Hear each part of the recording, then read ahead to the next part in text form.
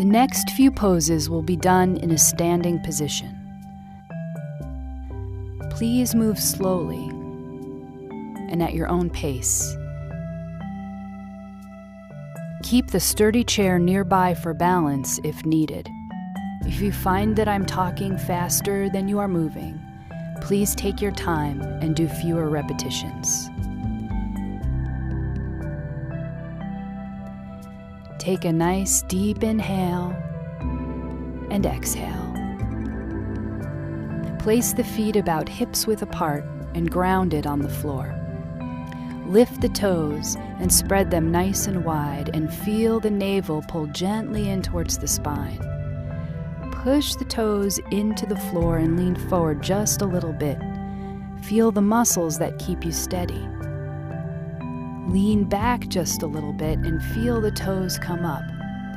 Feel the muscles that keep you steady in this position. Now push all four corners of the feet into the floor. Notice the steadiness of mountain pose. Notice how the steadiness of mountain pose feels. On the next inhale, roll the shoulders towards the ears, back and down so the shoulders are slightly open. Let the palms rest open to the side. Inhale and let the arms rise with the palms facing up. Exhale, bend at the elbows and allow the hands to come down the center line. Sink into the knees just a little. Repeat this again. Inhale, lift the arms with the palms facing up. Allow the hands and face to be relaxed. Continue with this movement at your own pace. Breathe as you move and try to coordinate the breath with the movement.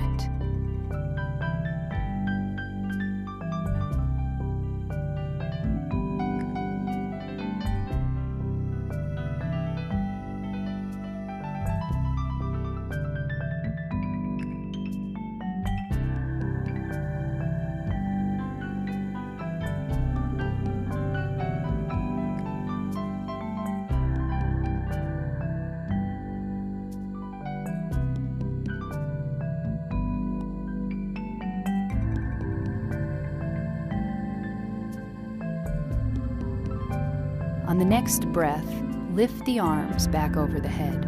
Fingertips point in, palms face up.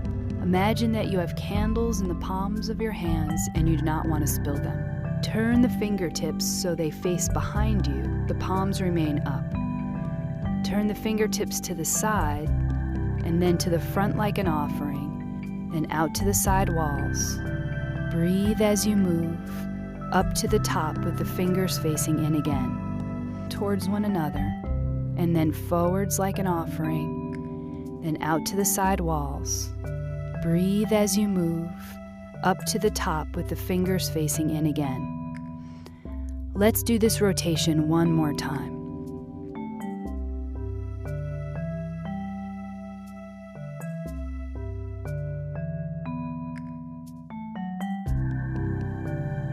After the second rotation, allow the hands to cascade down by the side and let them rest. Pause for one slow inhale and exhale. One more breath. Inhale,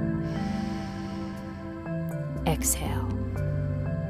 This next exercise is excellent for strengthening the spine and gently stretching the muscles of the back, front, and sides. Attempt to make the movement easeful and gentle. We will do these movements with various arm positions.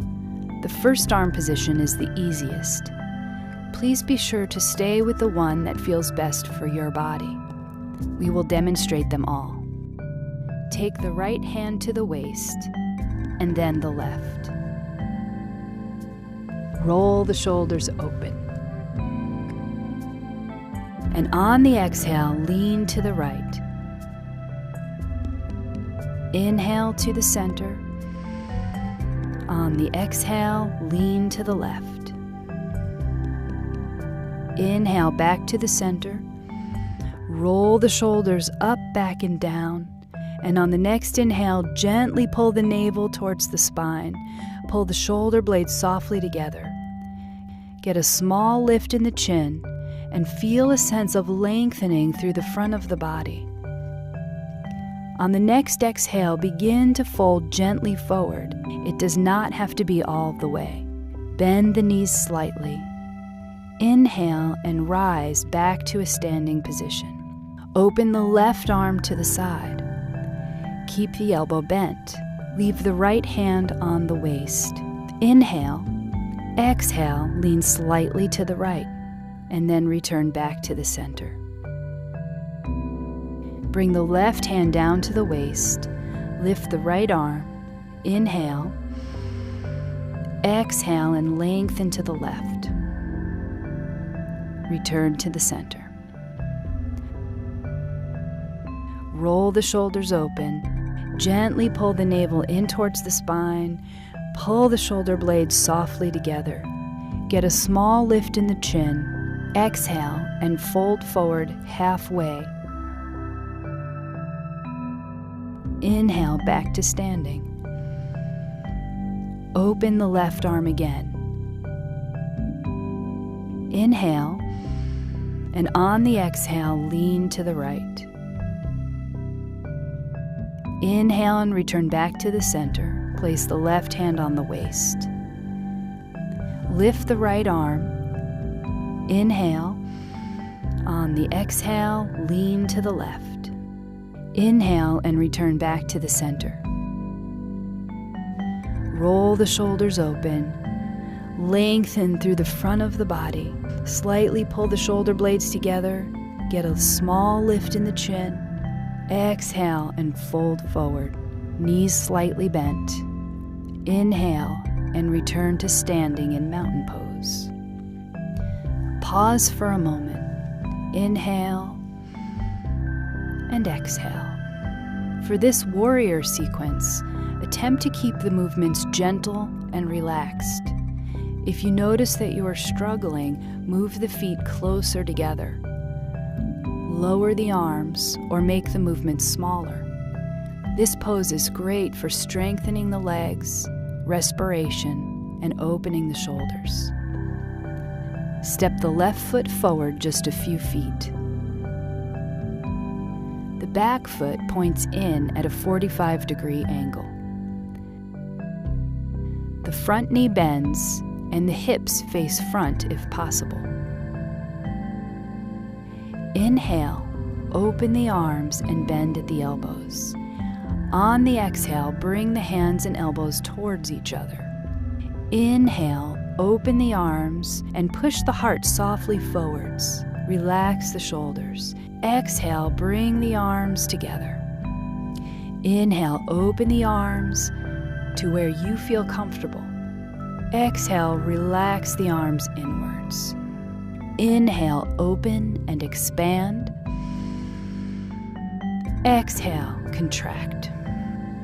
Inhale, exhale. Bring the hands back down by the side, return to mountain pose. One breath here. Inhale, exhale. Step the right foot forward. Take a moment, there's no rush. Ground the back foot into the floor. Bend the front knee.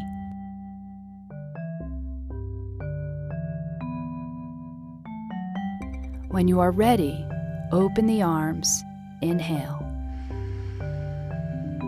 Exhale, bring the hands and elbows towards one another. Inhale, open the arms. This is a relaxed opening in the chest. Exhale, bring the hands and arms towards one another.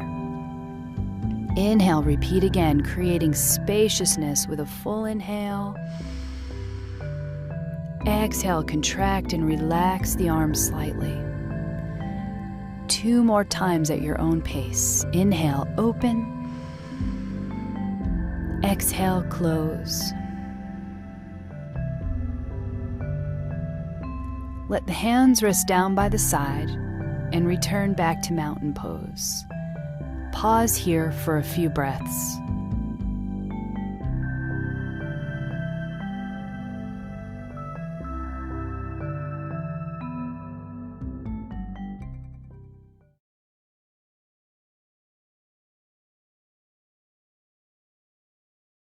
Welcome back to the 51st online episode of Peacetime, hosted every Sunday morning by Peace Point with myself, Phra Nicholas Thanissaro, live streaming from our meditation center in London. Last time you saw me, we looked at blessing number 9, self-discipline. With the Dhamma talk today, we will continue our series on enlightened living with the blessing number 10, effective communication. So today's session will run to about an hour and 10 minutes, starting with a 25-minute talk to define 5-star speech, and then 20 minutes of meditation and 25 minutes to explain specialist challenges to effective communication. I should point out from the start that this blessing of the Enlightened Living series has some overlap with endearing or artful speech, which I've already spoken of as part of the 4 bases of sympathy back in session I called A016. But as today's lecture is supposed to delve deeper into the Buddhist roots of the knowledge, although there is some overlap of content, today I've added some more worked and scriptural examples, as well as some discussion of the special cases where particular care needs to be taken in high-stakes conversations. Some people might think the words coming out of our mouths are relatively unimportant compared with the applied skills we use to earn an honest living, the ones that I've already detailed in the recent blessings of this grouping. However, when it comes to making oneself useful to society, one cannot avoid effective communication for team building and for passing one's knowledge on to others. The more, since Buddhism has no history of coercing people to convert, it's only due to making a persuasive case that Buddhist teachings have managed to be passed down across the generations for 2,500 years and continue to inspire people in the present day. Not everyone wants to hear the truth about their existence. It may be hard or inconvenient to listen to. However, if the words conveying the truth are both eloquent and inspiring, they would be worth hearing. If those words are also useful to a person, then apart from being worth hearing and believing, they would also be worthy of reverence. So you could say that Buddhism has an uncommonly deep standard in the message it conveys. So today, ironically, will be a talk about talking. It's said that although there are many ways to slip up in our lives, whether it be harming others or compromising their wealth, by far the easiest way to make bad karma for oneself is by careless slips of the tongue. This is why a traditional Thai expression reminds us we are born with 2 of most things, 2 eyes, 2 nostrils, 2 ears. But why should it be that we only have 1 mouth, especially as we have to use our mouth for 2 things, speaking and eating? The traditional reason is because we are not supposed to talk too much, especially when we're eating. To be sure, most people don't put much thought into the things they say, often assuming the words are trivial and lack the power to harm anyone. But on the contrary, nothing has the potential to undermine a person's morale more than a few badly spoken words. Supposing someone needs encouragement after a week-long series of irritations, and the best you can come up with is an insensitive remark, your words can be the final straw that drives them to despair. Also, don't forget that once words come out of your mouth, you can't take them back again. And this is even clearer if you write a message, text it, or post it in a public place on the internet. Fortunately, in Buddhism, we are lucky to have quite precise advice about what to say and what to avoid saying. From our study of self-discipline in Blessing 9, we already know to avoid different sorts of unwholesome speech described in the tenfold path of wholesomeness, or Kusala Dhammapatha, which go beyond lying to enumerate no less than 4 different sorts of unwholesome speech which should be avoided, namely telling lies, divisive speech, harsh speech, and idle chatter.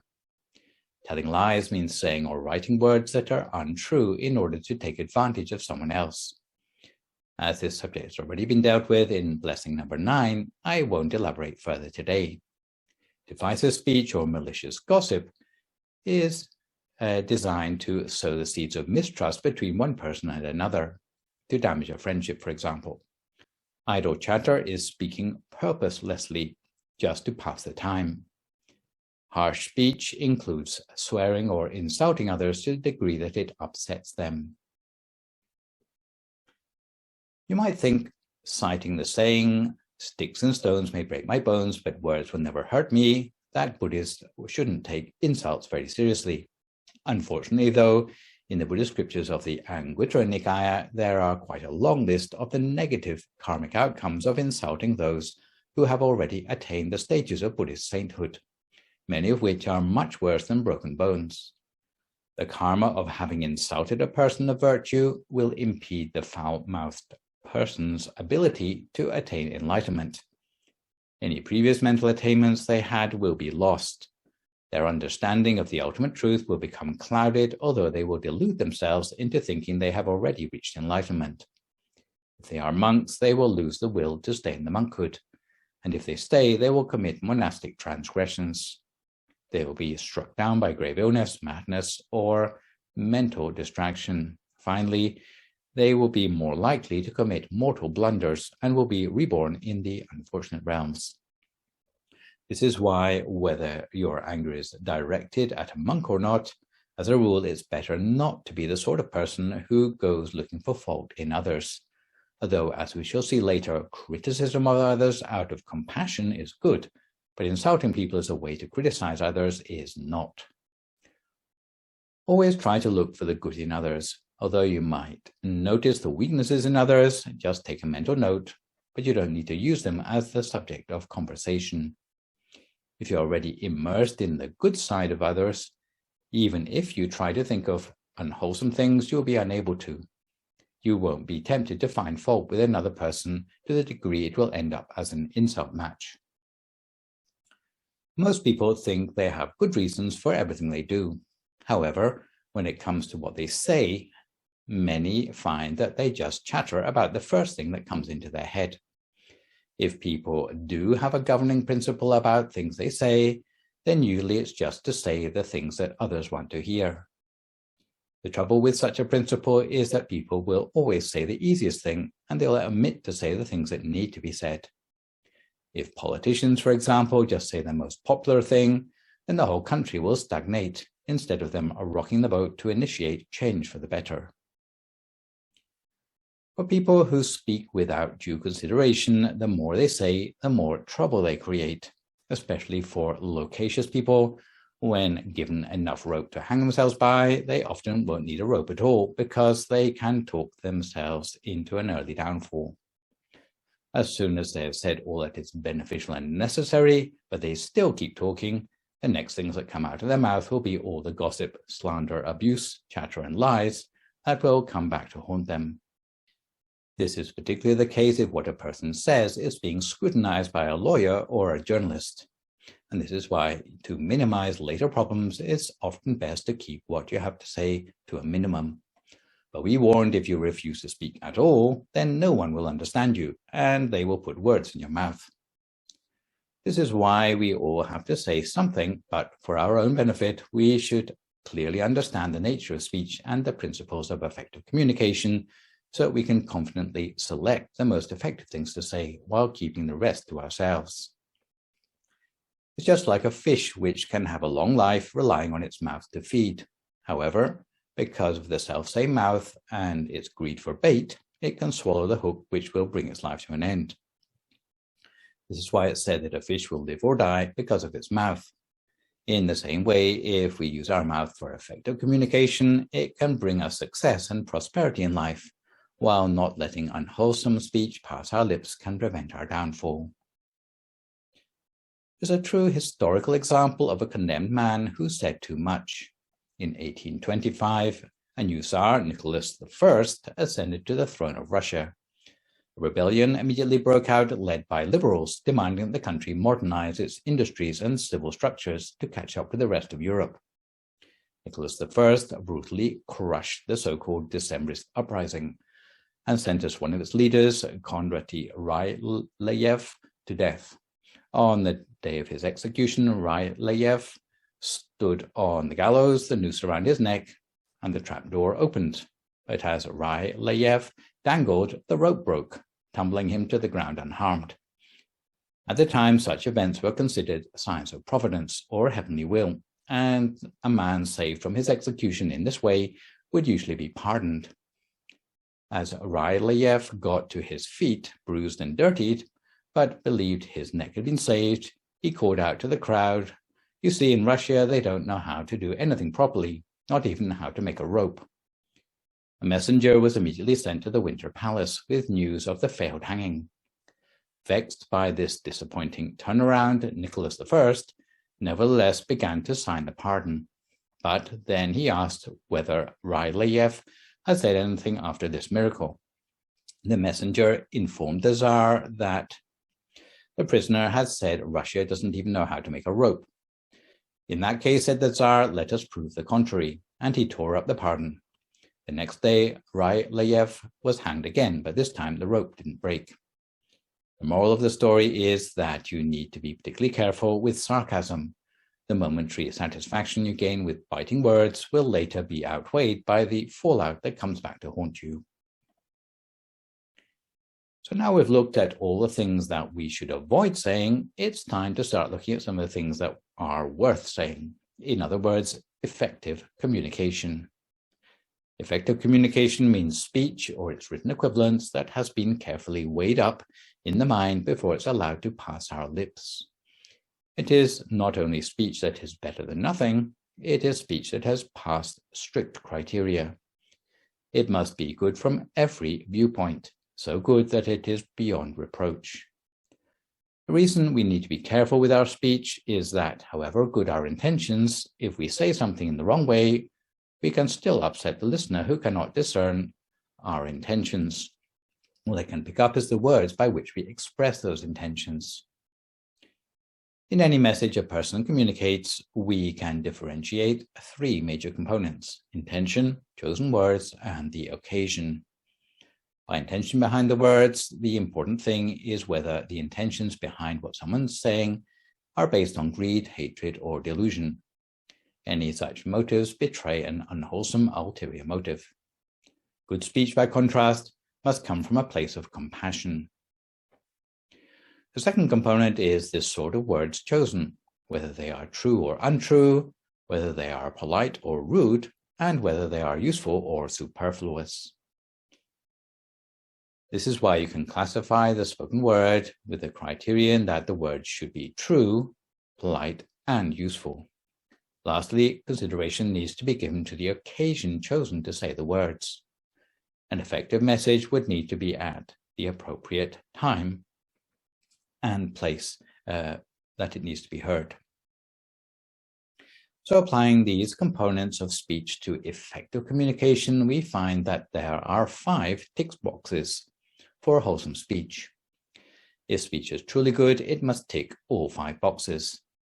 It is not like a 1-star hotel, which is better than a hotel with no stars. If we are truly principled in the things we say, then every word we say must be 5-star. If it's any less, then we should not let it pass our lips.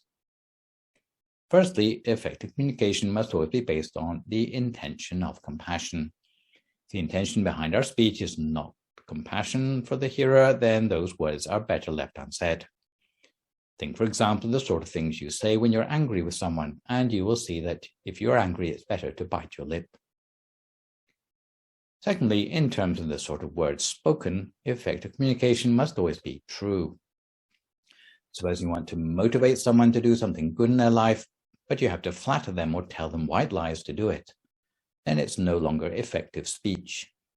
Some people try to win the heart of a sulky child by saying, "Here comes my most precious little boy in the world."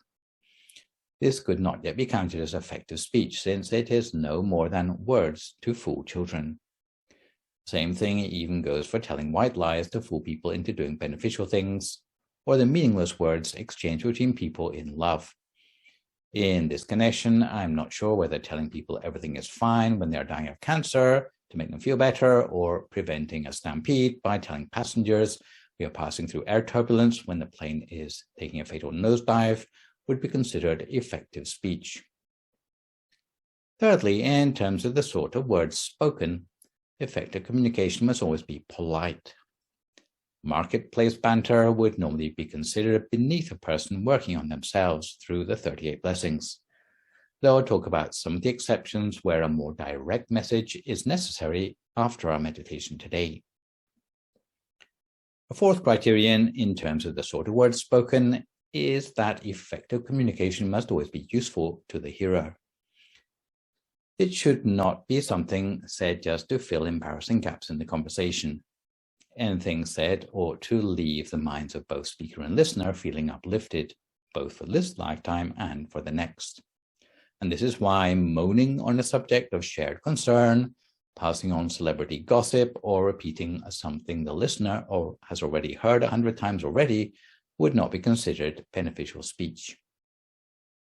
Lastly, in terms of the occasion chosen to say them, effective communication must be at the appropriate time and occasion.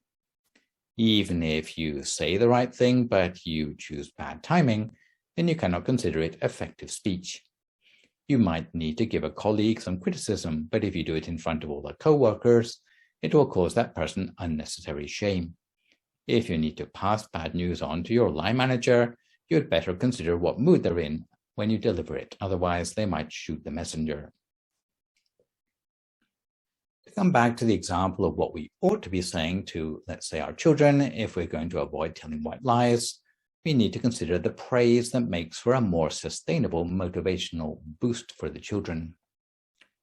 There have been several studies which found that feedback from teachers to students often conveys messages that affect the students' opinions of themselves and how capable or incapable they are of academic achievement.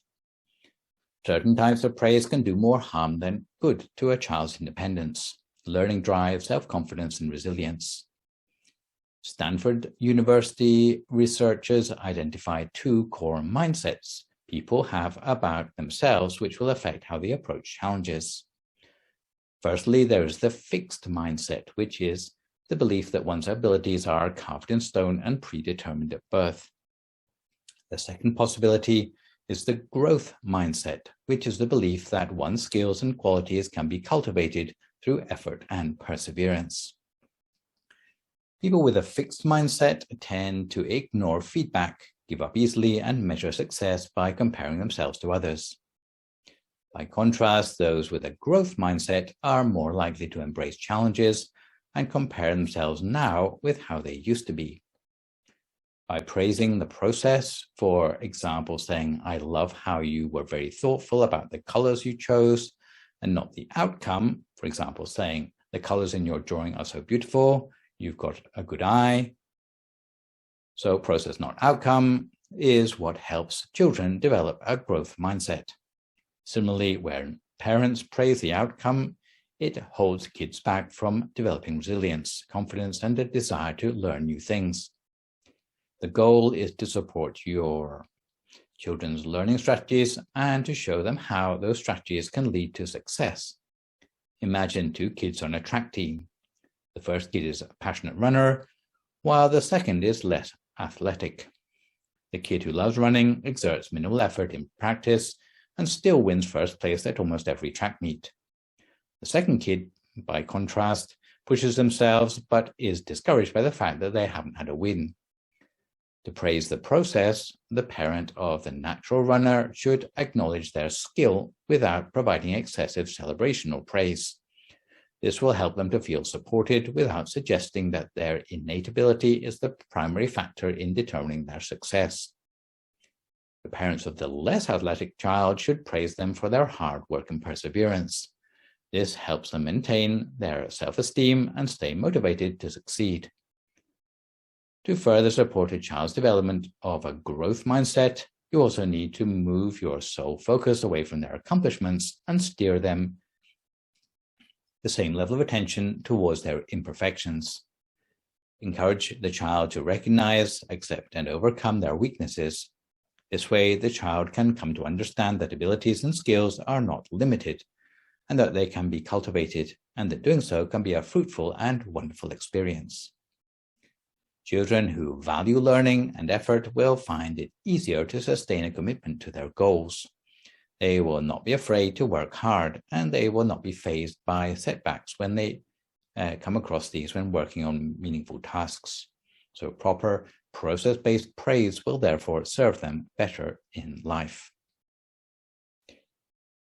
Before we come to time for some meditation today, there is some time for a quick story. And concerning ill-chosen speech, one of the previous birth stories of the Buddha, or Jataka tales, tells the story of Nanti Visala, who was an ox, who was commanded to pull 100 carts single-handedly for a wager. It was one of the Buddhist stories that you might also recognize from Aesop's fables. So the story goes that the young ox called Nanti Visala was endowed with miraculous strength from an early age. The ox's owner roped together 100 carts into a train to see if Nanti Visala could pull them all. When he found that the ox could pull so many carts, he wagered an unbelieving millionaire that he could demonstrate such a feat again. However, when it came to the time to prove the bet, the owner commanded his ox with the words, "Go ahead and pull the carts, ox." Because the ox didn't like the way it was spoken to, it stubbornly refused to budge, because even oxen have feelings. Consequently, the owner lost his bet. Later, however, to cut a long story short, the owner made a second bet, spoke politely to the ox, and was able to win back his money. So now that we know a little bit more about what to say and what to avoid saying, before we go any further, let's take the opportunity to settle ourselves for 20 minutes of meditation, which today is the shorter version of a meditative reflection on impermanence. If at this time you would like to find a comfortable sitting position for yourself as you listen to my guidance.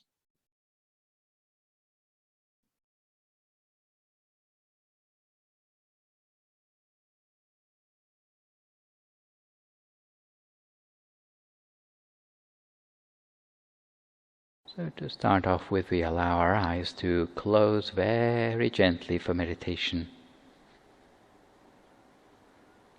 Be careful that you have closed your eyes as lightly as possible,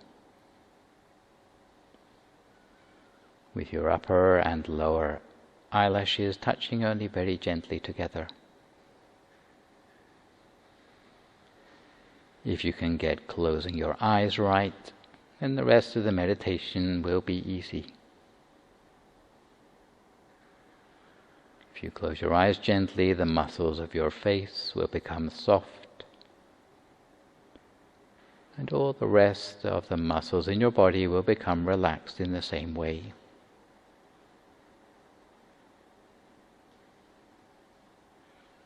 All the way down through your shoulders, arms, hands and fingers. You can continue by relaxing all the muscles in your trunk, both legs, down to your feet and your toes.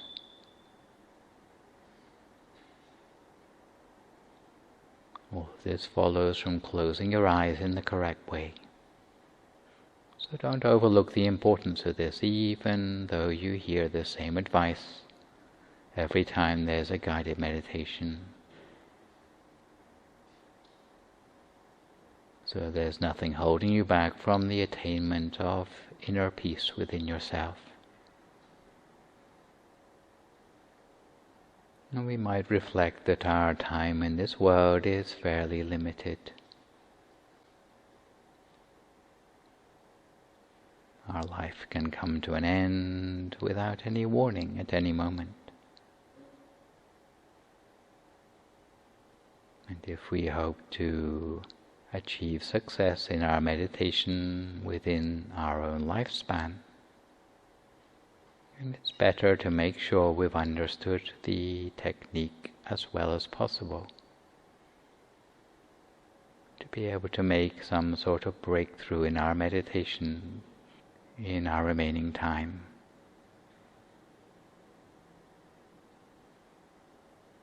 so that our meditation can be a refuge and leave us reassured, confident and relaxed.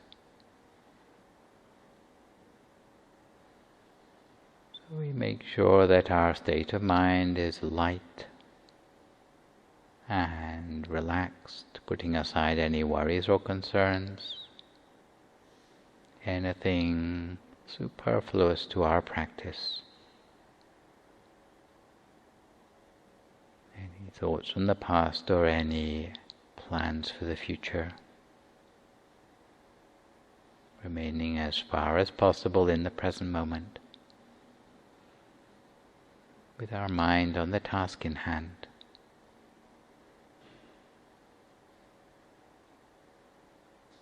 And at the same time, we conjure up a sense of happiness and joy in the mind, as if tiny particles of happiness and joy completely fill our body and mind. And if a sense of happiness and joy doesn't come naturally to mind, we might cast our mind back to a time in our lives when we felt truly happy,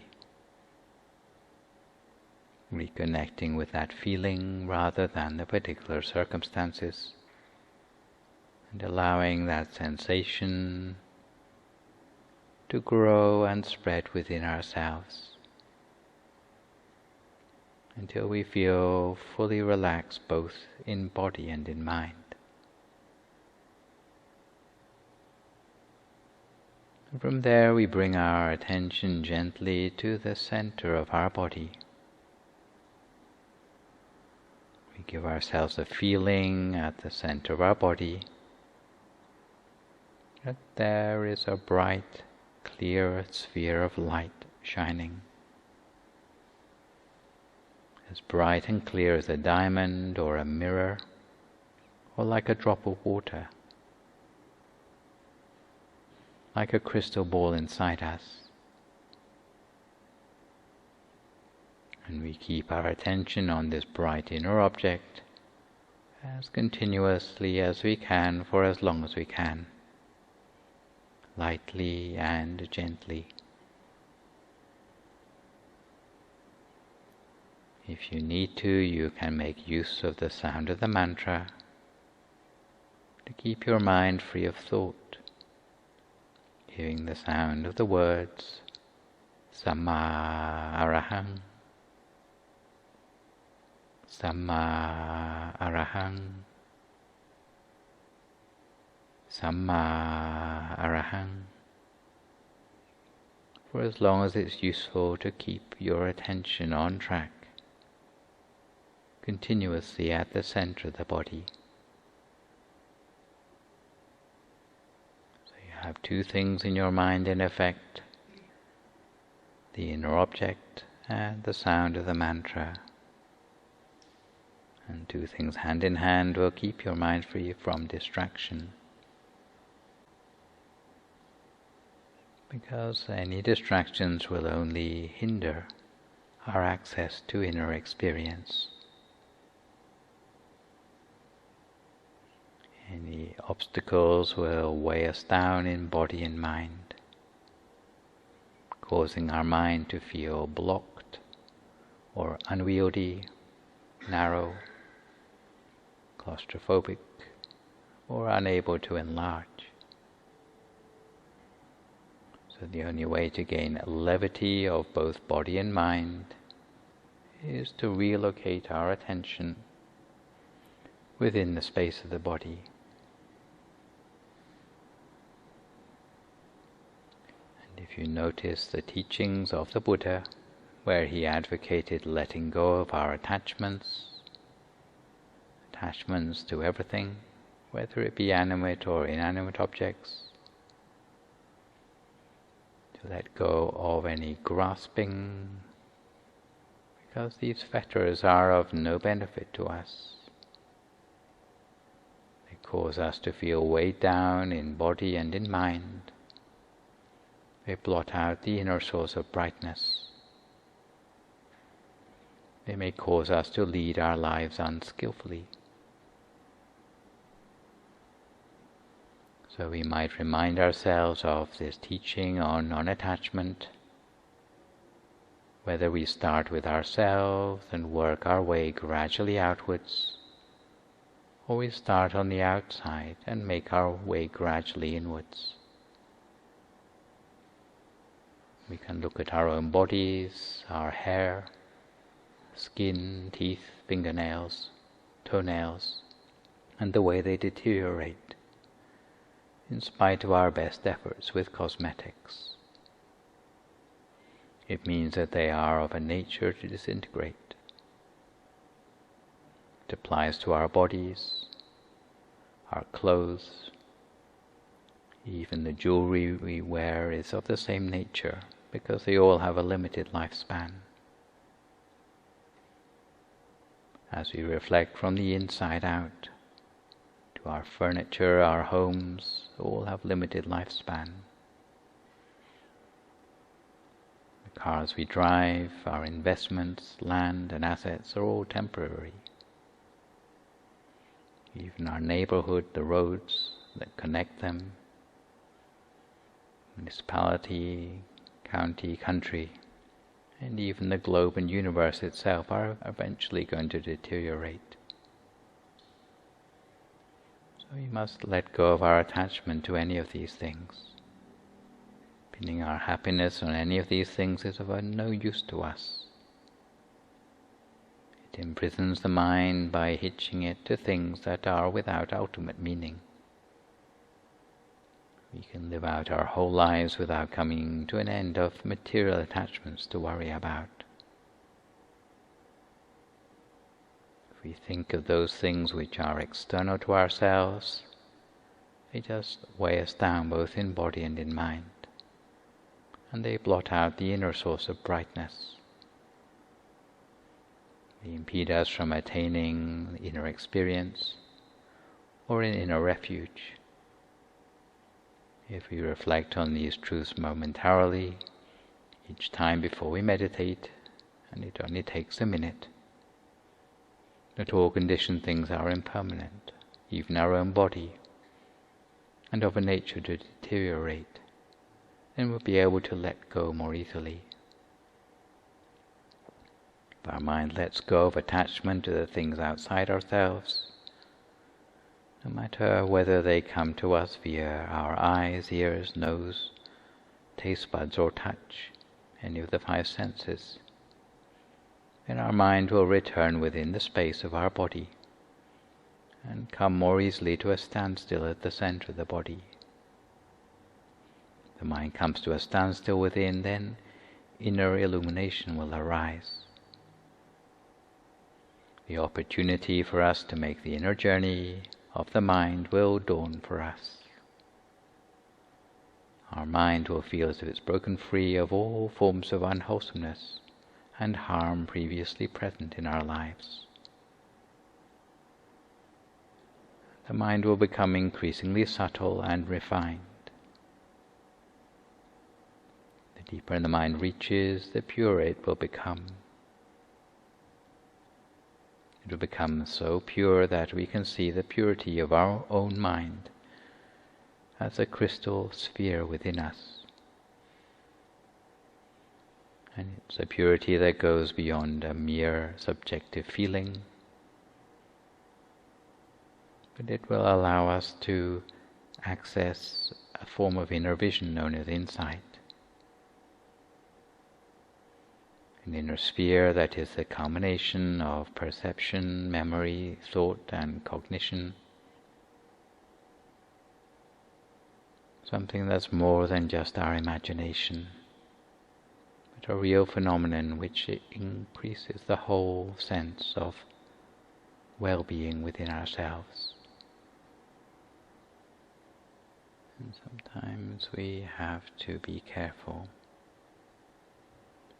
not only of attachments to things in the outside world, or even the physical aspects of our own body and mind. We have to be careful even of attachment to progress in the meditation itself. Sometimes when our mind is becoming very still,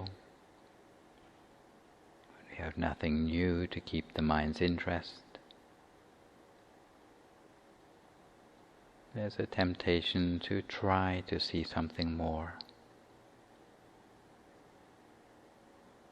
Often it's because of an attachment to the idea of getting results in our meditation or of getting new experiences.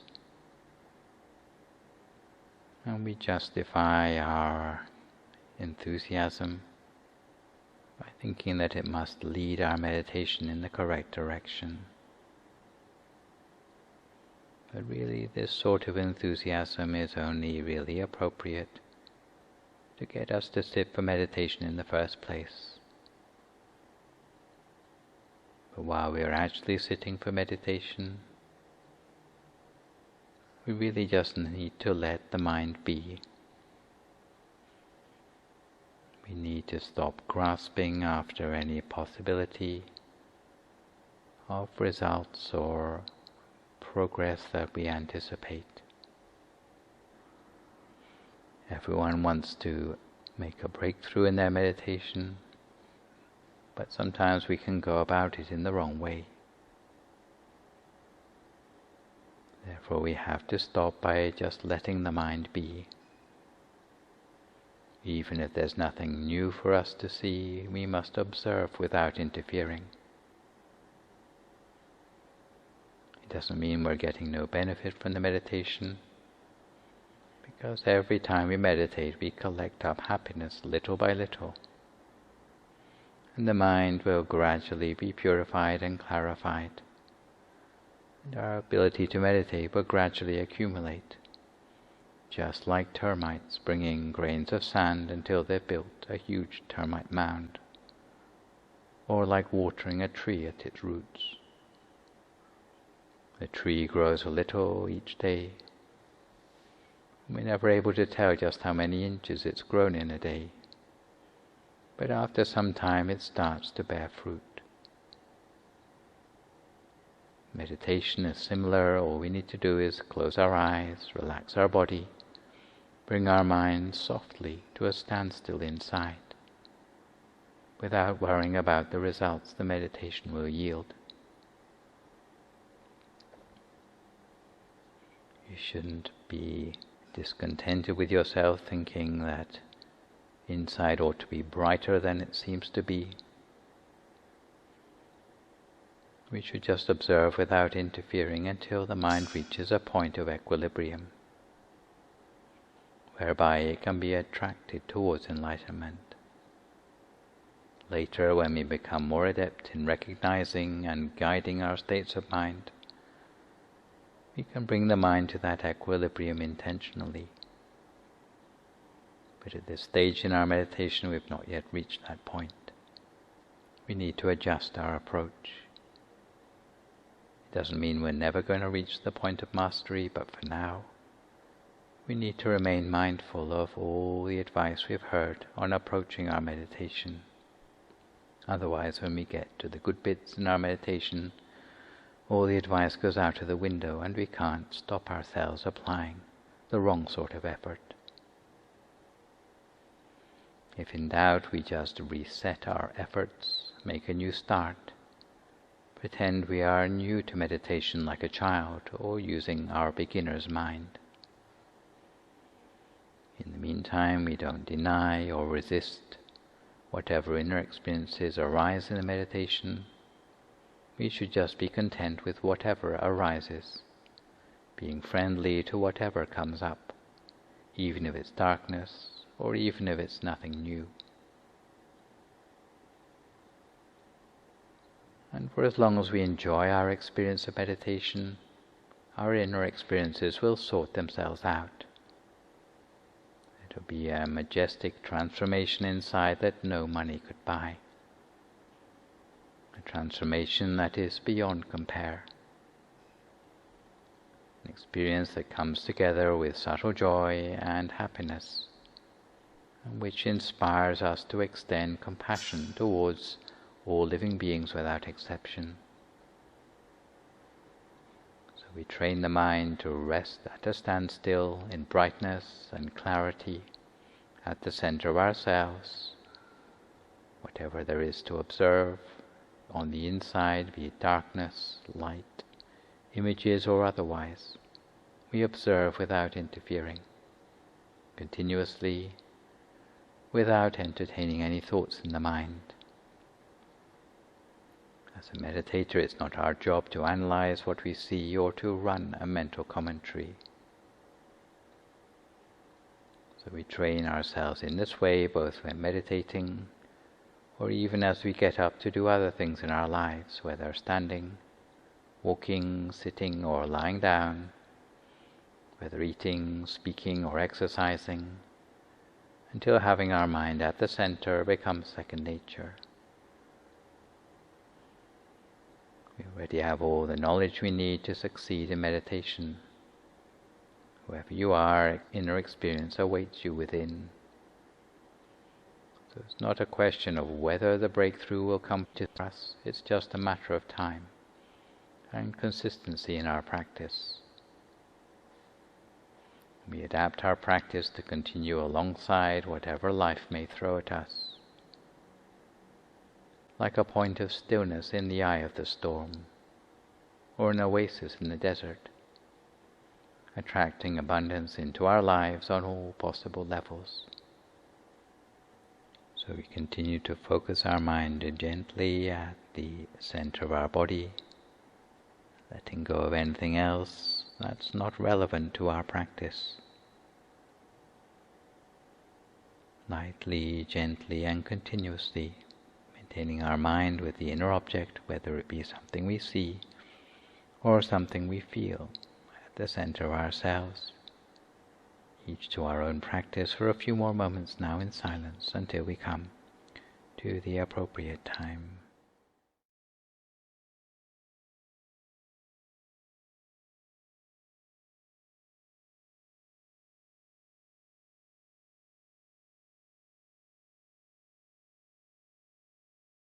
Sabba Buddhanupavena, Sabba Dhammanupavena, Sabba Sankhanupavena Sattha Soti Bhavantu Te. So if you'd like to come to the end of your meditation for today, you can gradually open your eyes again. If you feel at all uncomfortable, then slowly try changing to a more comfortable position before gradually finishing your practice. So to return gently to our subject matter for today, we now turn to consider some possible departures from our 5-star rule for certain high-stakes conversations to do with criticism and talking people out of depression. In situations where there must be certain standards of quality, where we can't afford to tolerate sloppy practices, ideally we would wait for the right opportunity to offer criticism. But if such an opportunity doesn't present itself, we'll end up having to create the opportunity. In such a situation, apart from keeping to all the 5-star criteria for speech already mentioned, there are 2 extra considerations which you should bear in mind to help our criticism make a difference for the better. You might consider the extra criticism as the equivalent of the extra 2 stars at Dubai's Burj Al Arabi Hotel, above and beyond your usual luxury 5-star hotel. So what are the extra 2 stars? As we shall see, they comprise praising before and smiling while giving criticism. You need to bear in mind that any piece of criticisms may need to be diluted with 2 pieces of genuine praise to balance up the good feeling lost as a result of the criticism. This makes use of what in management is called the sandwich method of criticism. The sandwich method is a form of feedback that wraps negative feedback in praise. This means that feedback discussion starts with positive comments, is followed by negative feedback before appreciative words are used again. For example, you might mention, "From the start, your project was very well structured and thought out. However, there were some topics missing from the presentation that we had discussed at the last meeting. Nevertheless, your presentation was very successful and you certainly noticed yourself that some of the topics were missing, and you worked them in afterwards. Aside from sandwiching, don't forget that others have feelings, and even if someone has made a lot of faults, you shouldn't criticize them for any more than 2 faults per day. Otherwise, you might have a resignation on your hands. Secondly, don't forget your body language. Often the listener will react more strongly to your demeanor than to what you are trying to say. If you try to make sure you smile when you're giving someone criticism rather than shouting at them out of anger, it will reassure them that they don't need to take the criticism personally. Negative feedback with a smile gives the message that I still like you, but I don't like what you've done, and makes it clear that you're not criticizing them as a random way to vent your anger after a bad day. So if you find that criticism delivered to others is proving ineffective or is making them angry, although anger might just be the normal response of a person calling them out on their shortiness, to make sure that the fault doesn't lie with you, you might try checking the words you said using the 7-star standard of effective speech, especially adapted to the feedback situation. In most situations, you would try to observe the 5-star speech rule so as not to hurt others and to keep in touch with their expectations. Exceptional situations, however, just like accessories sometimes need to contrast to make an outfit stand out, one's words may occasionally need to be used to disrupt the expectations of the listener. Usually it is good to speak in a way that's polite, but sometimes 5-star language fails to be effective. It's not as if you should speak in the most polite possible way to everyone you meet. Some people cannot stand listening to flowery language and may even criticize you because of it. They think clear enunciation is affected. In such cases, you might need to moderate the tone of the language you use. The sort of people for whom more direct speech may be appropriate would include arrogant, complacent people, or those who are wallowing in self-pity. Those who are arrogant would tend to look down their nose at anyone who tries to offer advice, not just you. Consequently, they may need to hear something more disruptive and direct in order to change themselves for the better. For those who look down on you personally, it is sometimes better to delegate the advice to be given to them instead by someone they look up to, whose advice they accept more readily. Lastly, for those who are wallowing in self-pity, and this is not the same as depression because it tends to be people who are just believing the world is against them and they're the victim and they can't get a break and they never get the promotion they deserve, or someone else has ruined their entire life. Generally, the fact that they are whining about all their woes to you uninvited means that it is self-pity rather than depression. For those wallowing in self-pity, flowery words are definitely going to be the equivalent of casting your pearls before swine, to quote a biblical expression. And what they need to hear is a more direct appeal to snap out of it. After talking for many years in my lectures about what to say and what not to say, lately I have started to realize that even if you distinguish between self-pity and depression, the subject is more complex than just telling a sufferer to snap out of it. The same goes for a lot of self-help platitudes that might be acceptable in other less critical situations. Since depression, unlike self-pity, involves an unwanted and unchosen barrage of negative, destructive thoughts and emotions, it means that it's very hard for a depressed person to engage with others or anything outside their own head. Whatever your experience is with your own mental health, it's very challenging to find the perfect thing to say when someone you care about is struggling with depression. Often it's easier to figure out what not to say. Someone who is depressed will likely feel ashamed and mistakenly believe that they should be able to overcome the depression by willpower alone. Unfortunately, ill-chosen words can contribute to these feelings of shame, driving that person deeper into their depression. When someone is depressed, they aren't themselves in the way they think, feel, and act. And this means that every word you say to them really counts. Assuming you want to help that person, it's natural to feel that you're walking on eggshells to avoid saying the wrong thing. Some responses you blurt out instinctively end up being unhelpful, factually incorrect, or shame-inducing. Carefully chosen actions and words can help express your support and compassion, though. Depression is a formal mental health diagnosis. It isn't a personal choice or something you can turn off or on at will. Depression isn't about willpower or motivation to feel better. And this is why it may not just go away with encouraging words or motivational pep talk. Finding the right thing to say to those with depression can therefore be considered both challenging and also high stakes.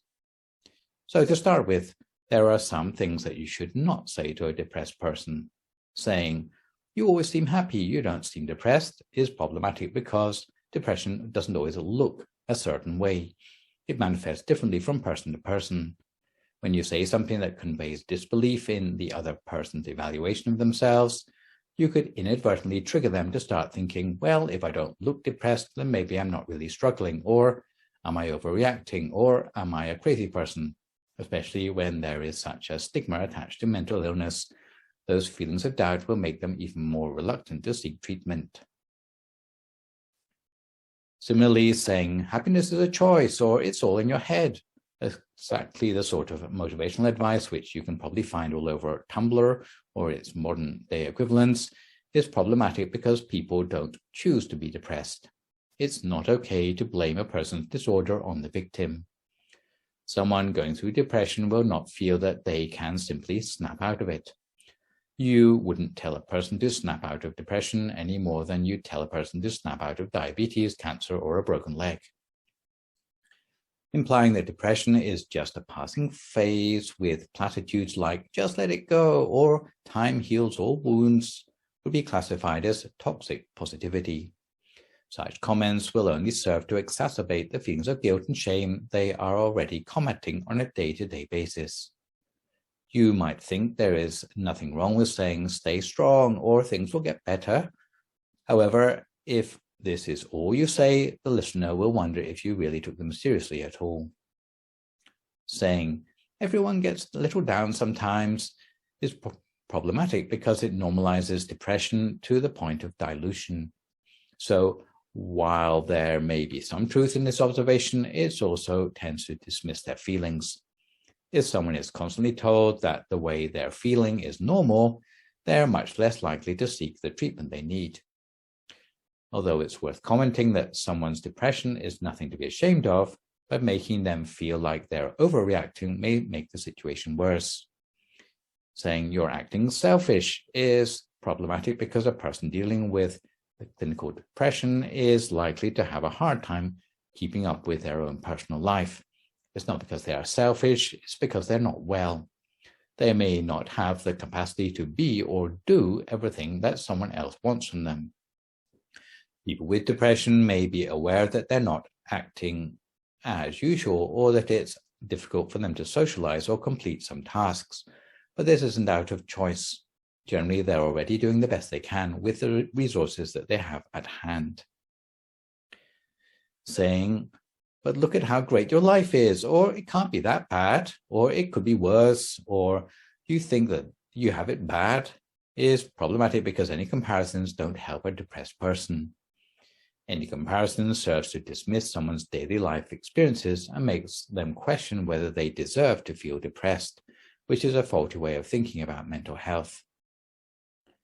Saying "just try eating better and exercising" is problematic because it's true that exercise can help to manage depression, but it's not a standalone treatment plan. It's condescending to imply that all someone needs to do is go to the gym to cure a serious mental illness, especially if they are struggling with their body image on top of their depression. There are no doubt times when healthy lifestyle changes would have a positive impact on someone's mental health, but those are comments that they would hear more easily from a professional. A more subtle approach might be cooking your depressed friend a healthy meal and asking them to join you on a walk. Saying, "oh, everyone is going through something," is problematic because there are many potential causes of depression that go beyond a stressful life event. Underlying factors may include chemical imbalances in the brain, side effects of medications, unresolved grief, trauma, abuse, or physical conditions. Depression is not simply being sad sometimes. It significantly impacts a person's ability to function and interact in life. Telling someone just to get over it lacks empathy and understanding of what depression diagnosis is. Saying, "You just need a drink," is problematic because depression isn't about needing a good time or forgetting what you're going through by using alcohol. Furthermore, inviting them to use alcohol may be tricky because alcohol might end up becoming a crutch for their poor self-esteem and insomnia, eventually spiraling into substance use disorder. Saying, "Cheer up," is problematic because it's like telling someone with rheumatoid arthritis to stop hurting. Depression can cause prolonged sadness and inability to find joy or pleasure in life, while making it difficult to do everyday tasks like maintaining proper hygiene. Since depression is about more than just mood, it isn't something that can just be cured by cheering up. Finally, saying, "Many people go through worse," is problematic because validating how that person with depression feels is important. Saying this to someone dealing with depression can cause increased feelings of loneliness, being misunderstood, and wanting to isolate. If you, as an outsider, don't understand why they have depression, that's okay, but you'd be better providing empathy and support while accepting that you cannot possibly imagine what they are going through. Just for completion, there are also a few ways you should avoid treating a depressed person so as not to add to their sense of hopelessness, perceived lack of control, and direction. So the first thing is to avoid taking their depression personally. When a depressed loved one is going through something bad, it isn't about you. Assuming a person is trying to manipulate you by their depression may result in conflict. Reminding yourself instead that their reactions are about what they're going through would be a good plan. If you feel that they're crossing a line, it's also okay to step back. There's no reason why you should accept attitudes and behaviors that harm or hurt you. But if you're fine with it, you may also want to circle back at another time when they've calmed down. Secondly, don't think you know better. And this would probably be the origin of the phrase, "I can't imagine what you must be going through," which is used a lot in counseling. It's natural to want to advise your loved one or even push them to do something you believe is good for them. Bear in mind that it's important that the decision to reach out for professional help comes best of all from the person actually living with a depression. You may want to learn to listen more than you speak. Thirdly, don't avoid them. Spending time with someone who's depressed is not always enjoyable, so instinct may be just to let them be. But you need to remind them that you are still there from time to time by calling or texting. They may say no, but inviting them to be with you or participate in activity can also make them feel that they have someone to rely on. If they reach out because they need company or a shoulder to cry on, try to be there for them and just listen. Support may be just a matter of showing up. Fourth, avoid trying to take charge. There's only so much you can do or say when someone has depression. It's important to support any autonomy and self-sufficiency your friend has, but be supportive rather than controlling. And lastly, don't compare. Everyone's experience is unique. Maybe you know someone else who had depression and handled things differently, but not everyone experiences depression in the same way or with the same intensity. Suggesting that you already know how they're feeling is not helpful and may leave that person feeling invalidated. So finally, there are some things that you should say to a person experiencing depression. Don't let all the advice I've already given you discourage you from saying anything at all. The key to supporting someone struggling with depression is to make it clear that you're there for them. Focus on phrases that demonstrate unconditional care rather than judgment. Some responses that you might want to try might be things like, "Thank you for telling me," or "I'm here if you want to talk," or "I love you," or "You're important to me," or "You're not alone," or "Have you spoken to a doctor, a therapist, or your family about these feelings?" or "This must be hard for you, but you're doing the right thing by talking about it," or "What more can I do to help?" If in doubt, stick to open-ended questions and validating statements about what they're going through. Often the most helpful thing you can do is simply listen to that person. You should also remember to check in with them regularly, even or especially if they aren't up to reciprocating. In Buddhism, the most useful sort of talk is considered to be talk of virtuous things by a person who can exemplify those virtues that they are talking about. The Buddha taught that 10 types of conversation which are praiseworthy are by those who not only talk about but exemplify wanting little or apicca, contentment or santuti, a love of seclusion or paviveka, a love of solitude or asamsaka, striving energetically or viriya, being self-disciplined or sila, loving to meditate or samadhi, being wise or panya, having attained liberation or vimutti, and having attained the seeing and knowing of liberation or vimuttiyana dasana.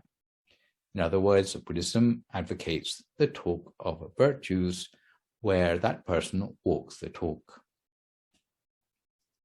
One of the most useful applications of effective speech is to make the world a more peaceful place. Conflict in society is often exploited by people who seek to take advantage of others. This is why the Buddha advocated peace and harmony as meritorious to any community.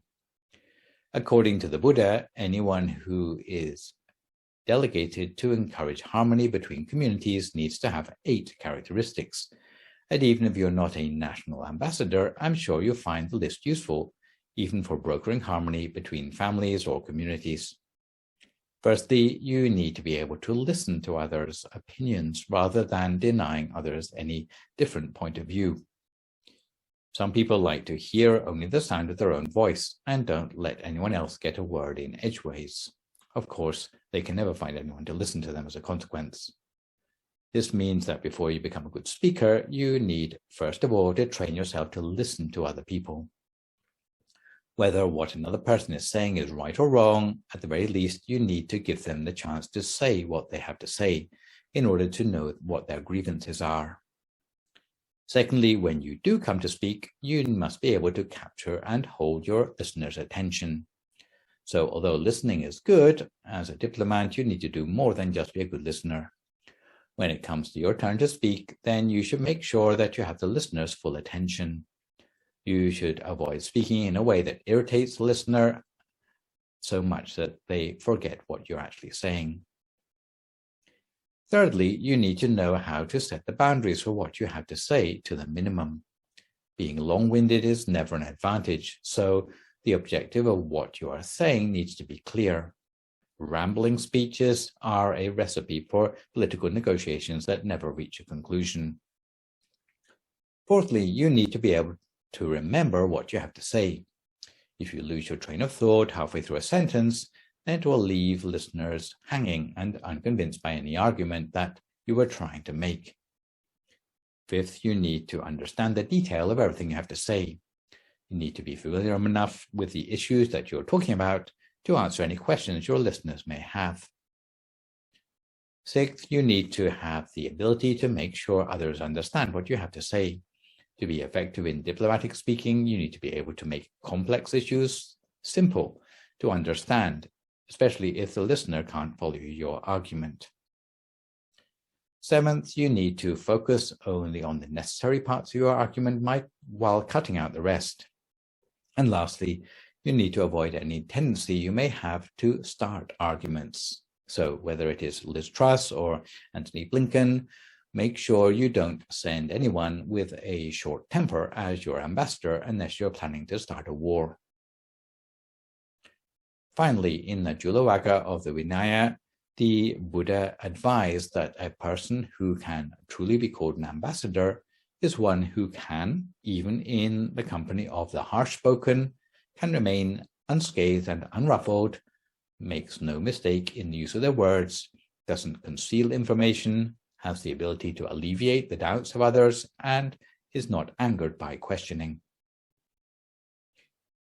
So suppose if you realize that your ability to express yourself is not very effective, there is still a possibility to rehearse and train yourself to become better at it. To this end, there are many different recipes for success for public speaking around the world, including the Toastmasters organization or Dale Carnegie's book. But in general, what they teach are all principles I've already mentioned. What they miss out on are particularly Buddhist principles of public speaking, which might emphasize good karma. The Buddhist public speaking school would therefore base speaking performance on what's known as the 3 sound system of sound body, sound speech, and sound mind. Sound body would include all aspects of body language, such as how you present yourself as you are speaking, in other words, being easy on the eye in terms of pleasant personality and use of gestures. Sound speech would mean speech that is easy on the ear, which of course would include 5-star speech, which I've already mentioned, and might go further to consider choice of words, intonation, or dramatic pauses for effect. Sound mind would mean exemplifying the virtues that you're talking about. Since public speaking in the Buddhist context is not just about talking to be understood or believed, but talking to inspire the listener to do good deeds. Being pleasant to the mind would therefore include appropriate choice of subject, being prepared, having one's thoughts organized, and structuring speech into 3 parts: an introduction, main body, and conclusion. I will add that there is or was a public speaking school actually set up on these principles called the School of Diplomatic Speaking, where I had the privilege to study for a month in Thailand back in October 1991, with the director, who has now passed on, called Mr. Jompon Supap. So for today, we ought to finish off our consideration of effective communication with a story on speaking skills taken from Jataka Tale 315, found in the Buddhist commentaries.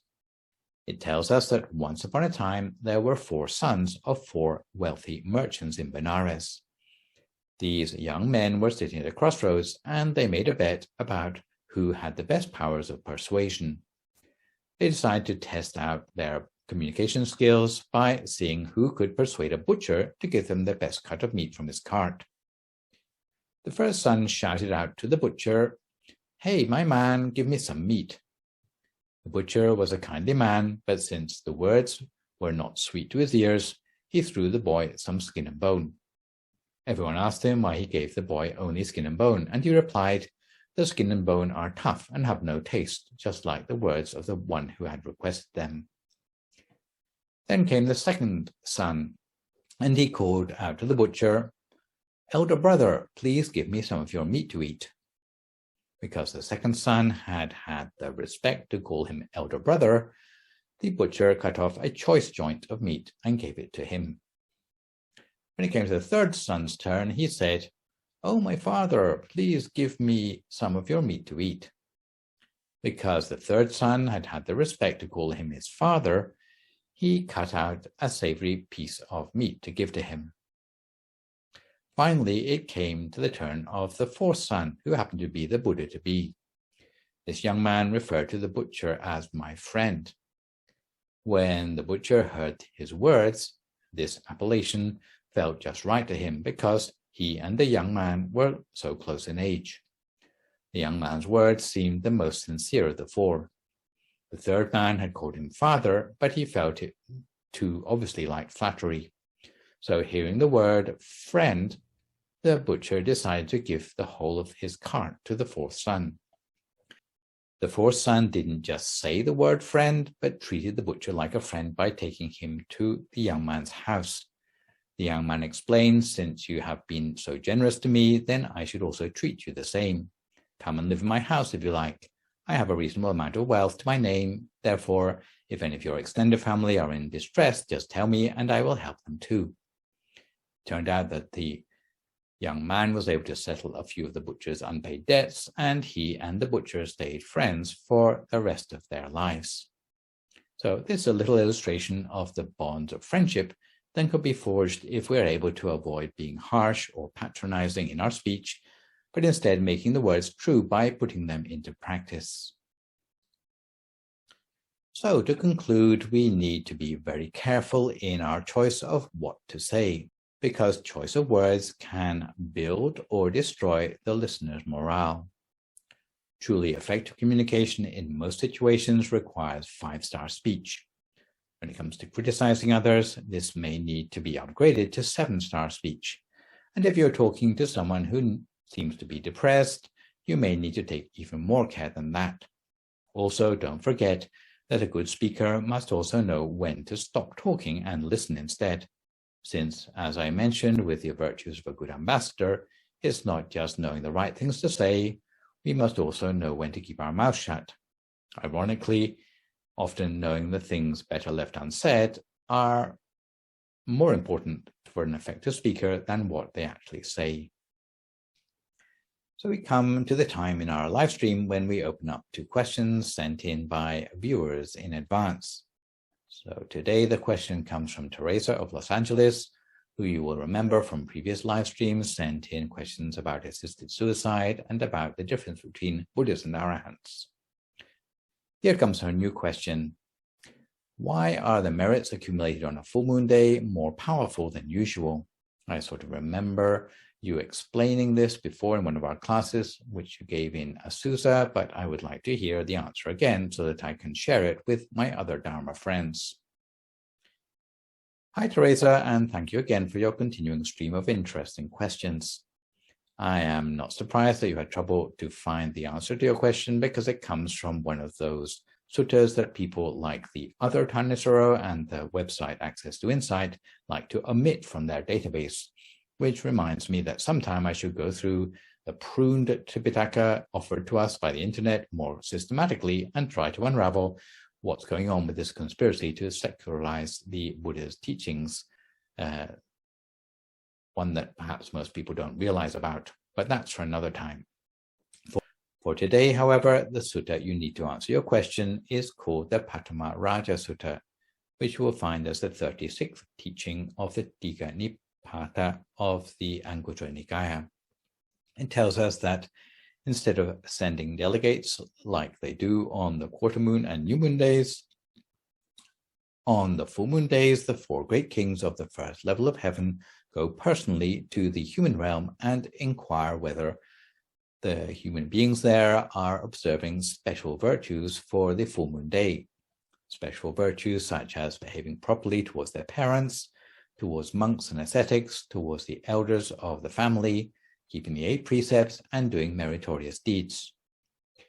The 4 great kings then return to the 2nd level of heaven and present their findings to all the other deities at the Sudhamma Assembly Hall. If they have found that only a few in the human realm are behaving properly towards their parents and doing meritorious deeds, the assembled angels become disparaged and exclaim, the celestial company will decline and the company of asuras will flourish.